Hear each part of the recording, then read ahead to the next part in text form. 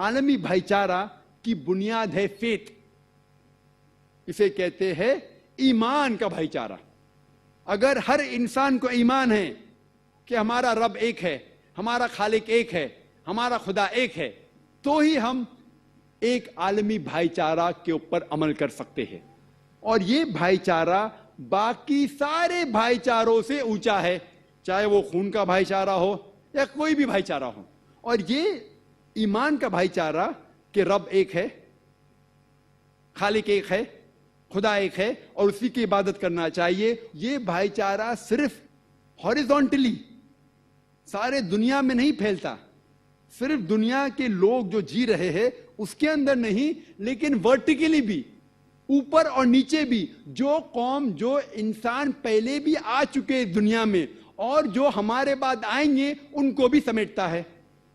تو یہ عالمی بھائی چارہ جو ایمان کی بنیاد پہ ہے کہ خالق ایک ہے, رب ایک ہے اور اسی کی عبادت کرنا چاہیے, جسے کہتے ہیں توحید اسلام میں, وہ بھائی چارہ نہ ہی سارے انسان جو آج موجود ہے ان کو سمیٹتا ہے, لیکن جو انسان پہلے جو گزرے اور جو آئیں گے ان کو بھی سمیٹتا ہے.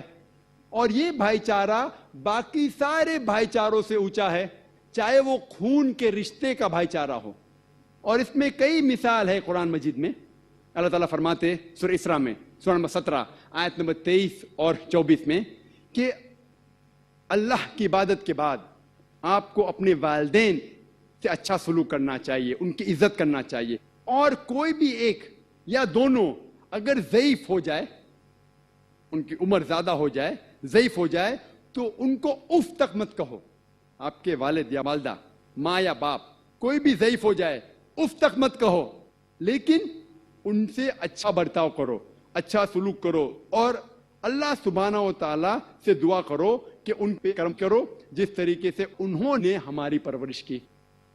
والدین کی بہت عزت ہے قرآن میں, لیکن اس کے باوجود یہ لکھا ہوا ہے کہ اگر والدین اللہ کے خلاف ہے تو اس وقت لکھا ہے سورہ لقمان میں سورہ نمبر 31 آیت نمبر 15 میں کہ آپ والدین کی عزت کرو, لیکن اگر والدین جد و جہد کرے, زبردستی کرے آپ کو اس کی عبادت کرنے سے جو اللہ کے علاوہ کوئی اور ہے جس کا علم آپ کو نہیں ہے, تو آپ ان کی بات مت مانو, لیکن پھر بھی ان سے اچھا سلوک کرو, والدین کی عزت کرو. لیکن اگر وہ اللہ کے خلاف جائے تو اس وقت ان کی بات مت مانو, لیکن پھر بھی ان کی عزت کرو, ان سے اچھا سلوک کرو.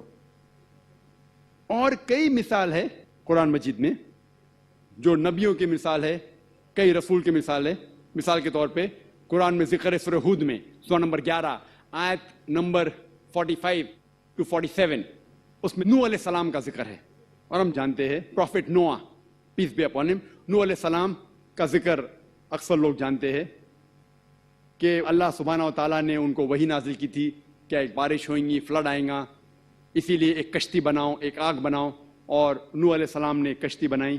لیکن نوح علیہ السلام اللہ سبحانہ و تعالیٰ سے دعا کرتے کہ آپ میرے فیملی ممبرز کو, میرے جو گھر کے لوگ ہیں ان کو آپ بچائیں گے, اور اللہ تعالیٰ وعدہ کرتے کہ میں آپ کے فیملی ممبرز کو, آپ کے گھر کے لوگ کو بچاؤں گا. اور پھر نوح علیہ السلام ایک بڑی کشتی بناتے. کچھ لوگ ان کے اوپر یقین کرتے, اکثر لوگ یقین نہیں کرتے, اور ان میں سے ایک ہوتا ہے ان کا بیٹا جو کہتا ہے کہ بارش کیسے ہو سکتی ادھر. وہ کہتا ہے اگر بارش آئیں گی تو میں ایک پہاڑ کی اونچی چوٹی پہ جا کے چڑھ جاؤں گا. وہ نوح علیہ السلام کی بات نہیں مانتا, اپنے والد کی بات نہیں مانتا. کچھ وقت بعد بارش آتی ہے, فلڈ ہو جاتا ہے, کشتی اونچی ہوتی جاتی اور پانی اونچا ہوتے جاتا ہے, اور نوح علیہ السلام کے بیٹے پہاڑ کی چوٹی پہ جا کے بیٹھ جاتے ہیں, بولتے کہ میں یہاں محفوظ رہوں گا. پانی بڑھتا جاتا ہے, پھر انہیں پتہ لگتا ہے کہ وہ غلط تھے, اور پانی اس چوٹی کے اونچائی تک پہنچتا ہے. وہاں جب نوح علیہ السلام کے بیٹے پکارتے مدد کے لیے اپنے والد سے کہ مجھے بچاؤ, تو نوح علیہ السلام اللہ سے فرمائش کرتے کہ آپ نے تو وعدہ کیا تھا مجھے کہ آپ میرے فیملی کے لوگ کو بچائیں گے, آپ میرے فیملی ممبرز کو بچائیں گے. تو اللہ تعالیٰ آیت نازل کرتے ہیں کہ آپ کا بیٹا آپ کے فیملی میں سے نہیں ہے, آپ کا بیٹا آپ کا فیملی ممبر نہیں ہے. مطلب یہ ایمان کا بھائی چارہ خون کے بھائی چارے سے کہیں اونچا ہے. اور نوح علیہ السلام کا بیٹا ڈوب جاتا ہے. اسی طریقے سے ذکر ہے قرآن مجید میں سورہ توبہ سورہ نمبر 9 آیت نمبر 114 میں کہ ابراہیم علیہ السلام اپنے والد جو بت پرست کرتے تھے ان کے خلاف جاتے ہیں تو ان کے والد ان کو گھر سے نکال دیتے. پھر بھی وہ ان کی عزت کرتے لیکن کہتے وہ غلط تھے, وہ گھر سے باہر چلے جاتے. ذکر ہے قرآن مجید میں سورہ تحریم میں سورہ نمبر 66 آیت نمبر 10 میں کہ لوط علیہ السلام کی بیوی ان کا کہنا نہیں مانتی. نبی تھے, ان کی بیوی نے کہنا مانی, ان کی بیوی تباہ ہو گئے. ہمیں قرآن مجید کے اندر ایک ایگزامپل ملتا ہے سورہ تحریم میں سورہ نمبر 66 آیت نمبر 11 میں کہ فرعون کی بیوی, فرعون ایک ظالم انسان, اس کی بیوی اچھی حضرت آسیہ. سورہ تحریم سورہ نمبر 66 آیت نمبر 11 میں حضرت آسیہ دعا کرتے اللہ تعالیٰ سے کہ آپ مجھے جنت میں گھر دو. فرعون جو سب سے ظالم انسان اس ٹائم کا, اس کی بیوی الحمدللہ مومنہ. تو آپ دیکھیں گے کہ قرآن مجید میں کئی ایگزامپل دیے گئے ہیں.